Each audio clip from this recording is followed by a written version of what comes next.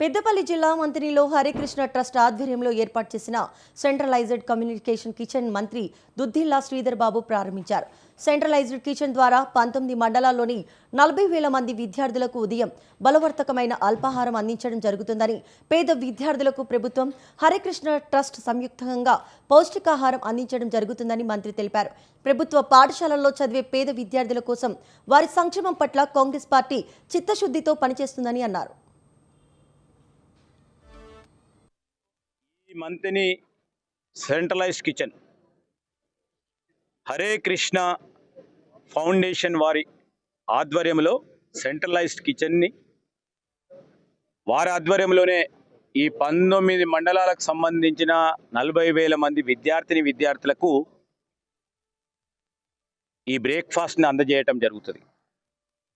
so quality విషయంలో, ఎందుకంటే అనేక సంవత్సరాలు మొదటగా వారు ఈ సెంట్రలైజ్డ్ కిచెన్ ఏర్పాటు చేసుకొని నీలోఫర్ హాస్పిటల్లో ఆనాడు మా కాంగ్రెస్ పార్టీ ప్రభుత్వంలో నీలోఫర్ హాస్పిటల్లో జాయిన్ అయిన పేషెంట్ అటెండెంట్స్కి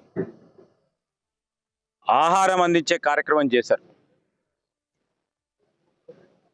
ఇప్పుడు మేము మా ప్రభుత్వం ఏర్పాటు చేసిన ఈ బ్రేక్ఫాస్ట్ స్కీమ్కు సంబంధించి